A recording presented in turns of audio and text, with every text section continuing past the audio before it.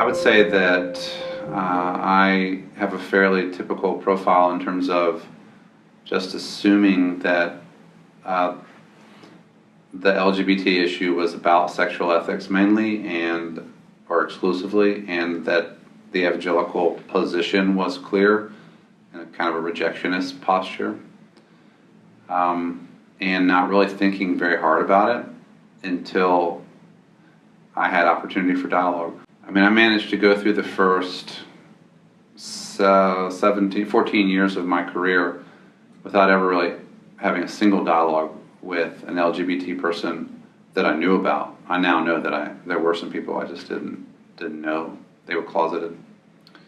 But when I moved to Mercer University in Atlanta, and just living in Atlanta and the church that I went to, I began getting to know LGBT Christians and some non-Christians, partly because of the nature of the community in Atlanta and our church, and a little bit in our seminary. And then we had the transformative experience in my family of my youngest sister coming out as a lesbian at the age of 38 in 2008. I was really late.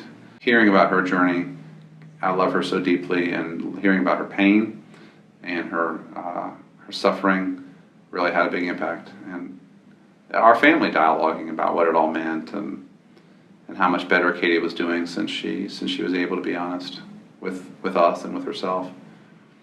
Dialogue with fellow church members, dialogue with students, dialogue with people who came to see me from around the country. Began to read more. And all of a sudden, strangers became people who were in my world, people that I cared about.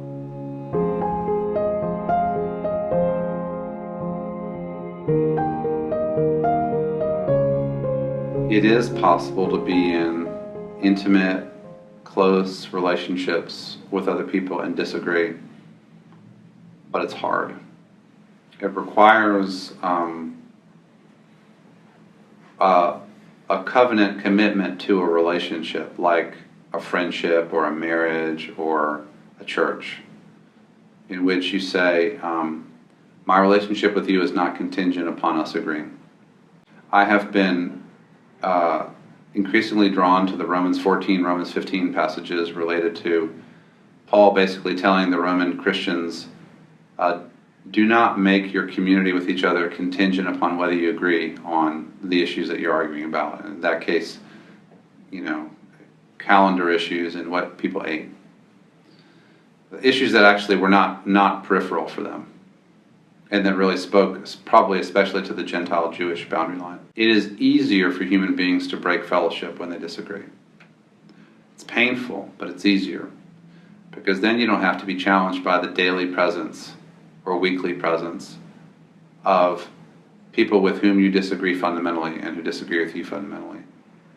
Most churches and most friendships don't appear to have the strength of covenant commitment to be able to stay in community when they disagree. It's interesting that the Catholic Church, I think, often does better than this.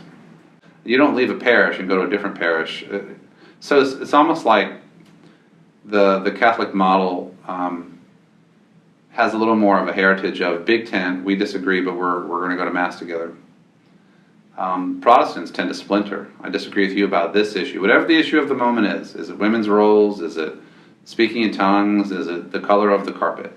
We're going to split, and we're going to go to a different place, and then everything's going to be great until we split again on something else, and so on and so on. The infinite fracturing of the Protestant churches. But I personally have experienced both, related to the LGBT issue already. Relationships that have endured despite difference, and relationships that have ended because of the difference. And it's very sad when the latter happens. Very sad.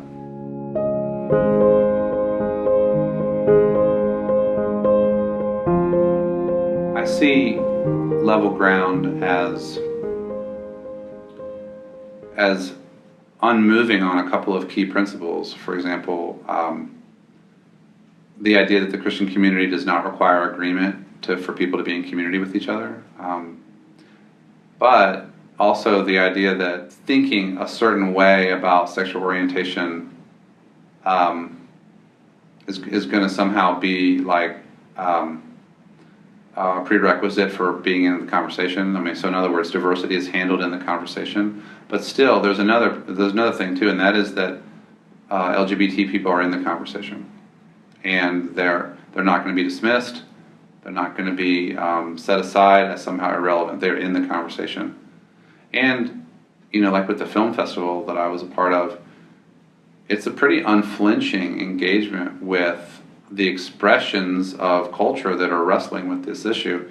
And I respect that, because the church is way behind the culture and in just the capacity to even have a decent conversation about this. So Level Ground is contributing an evangelical spirit, the love of Christ, an inclusive table for conversation where the ground is level at the foot of the cross, and a patience and persistence in having a conversation that people find uncomfortable, and always respect for everybody in the conversation.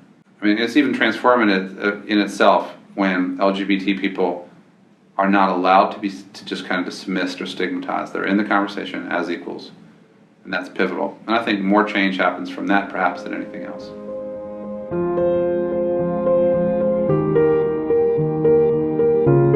So in late October 2014, I came out with a book called Changing Our Mind, and it was preceded by a big story in Religion News Service that captured all kinds of attention, and that basically said I have declared myself to be an ally of the LGBT community, especially the Christian community, and that I'm committed to standing in solidarity with gay and lesbian Christians who have been so cruelly mistreated by so many in the church and in their own families. And the response has been overwhelming. I mean, literally overwhelming. I can't keep up with it all. I would say the most interesting and constructive, a lot of it has been on social media. The most interesting and constructive responses have been in the form of communications that tell stories. I've had a lot of people tell me stories. I could publish now 100 stories that have been told me by mainly LGBT young people, or older, but they're reflecting back on when they were young. The kind of story of rejection at the hands of their family and their church. Just horribly painful. This has actually moved me fairly quickly from a position of let's talk about it, to a position of let's end this. Let's end this mistreatment. It's got to stop. This is oppression. And so I may not end up being a very great dialogue partner after a while, because this feels like a liberation struggle, a justice struggle. Dialogue needs to go there. But maybe you don't get there without dialogue. I didn't get there without dialogue. So storytelling in terms of communication with me has been very interesting, and I've learned a lot. I feel like I'm in this community now of people who are like letting me in on their secret. This is what it has been like to be me, to be us. Criticism has rarely come to me directly. It is mainly people talking about me on various kinds of, like Facebook threads or Twitter threads or whatever, and some kind of scurrilous attacks on my character and so on in blog posts or whatever. So I've learned that my position, my shift in position, and my shift in loyalty is seen as very threatening by some people. I can't say that there's been, so far, but it's early, any kind of, hey, let's dialogue about this, let's really substantively dialogue about this. I'm disagreeing with you, but I'm interested in talking. That hasn't happened yet. People have lined up on sides. And, but the communication as experienced so far has left me utterly convinced of the rightness of a decision that I didn't even fully understand how right I was until I got these communications with people. But it appears that the stigma attached to gayness in Christianity is so profound that dialogue, which I think really means personal encounter using words, is indispensable to begin to shake up the paradigm a little bit, to destigmatize and make people actually encounter each other as human beings.